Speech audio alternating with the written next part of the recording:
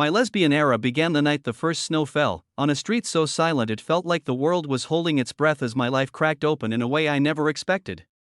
Snowflakes clung to my hair, cold against my skin, as if winter itself was trying to wake me from years of numbness.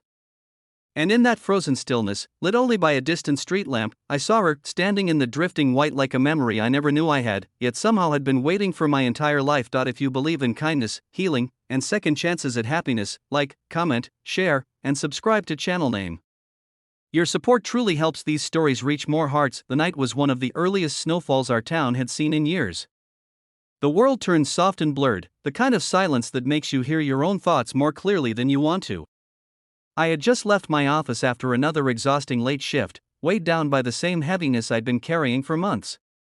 Ever since my divorce finalized, life felt like a series of motions I forced myself through. Work. Home. Sleep. Repeat. Everyone kept telling me time would heal everything, but time only seemed to stretch out, hollow and flat, swallowing any spark of joy I once had. I was walking slowly, my breath coming out in soft clouds, when I saw a figure standing near the closed flower shop on the corner. At first, I thought it was just a passerby taking shelter from the cold, but as I drew closer, I recognized her posture, tall, graceful, familiar.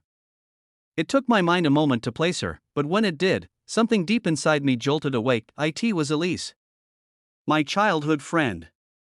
My almost everything before life went its separate ways friend. The girl whose smile once felt like summer even when we were freezing at bus stops on January mornings. We hadn't spoken in nearly 15 years. Not since she moved away, not since my life took a predictable path: marriage, motherhood, responsibilities, while hers seemed to bloom in all directions. I froze in my tracks because the sight of her stirred something warm and terrifying inside me, something I had buried so deeply I thought it had died. The snow swirled around her, catching in her hair and lashes, and when she turned and saw me, the surprise on her face melted instantly into a softness I remembered too well. She didn't call my name, but her eyes did. And in that moment, I felt my past, present, and future collide. We walked toward each other slowly, almost cautiously, as if afraid one wrong move could break the fragile magic of the moment. When she finally reached me, she wrapped her arms around me without hesitation, the way you hug someone who once meant the world and maybe still does. The warmth of her touch cut through the cold and the loneliness I had been drowning in for so long.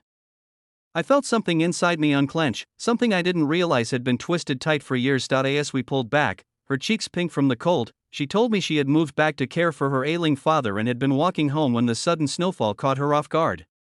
She smiled as she explained it, but I could see a flicker of sadness behind her eyes, the exhaustion of someone carrying more than they wanted to admit. We stood there, two people who had lived entire lives apart, suddenly drawn back together by chance, or something more. She offered to walk me home since we lived only a few blocks apart. As we walked, the snow thickened, blanketing the streets in white. Our footsteps were the only sound, leaving twin trails behind us like proof that we were no longer facing our struggles alone.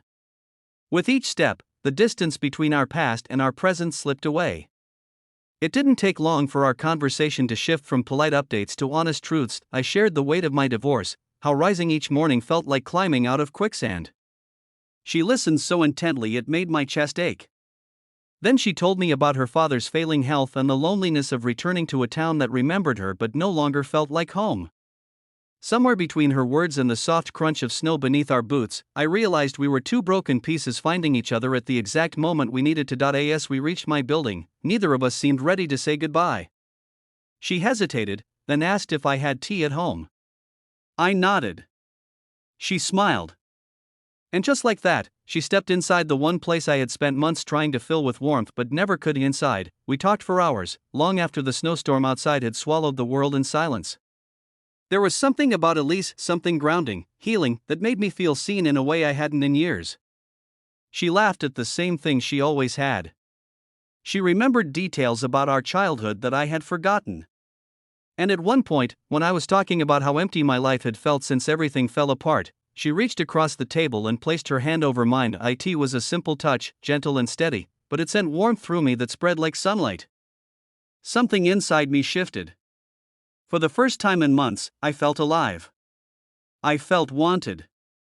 I felt confident that maybe, just maybe, I wasn't broken beyond repair. Over the next weeks, Elise became a constant in my life. We would walk together in the evenings, share quiet dinners, and talk about everything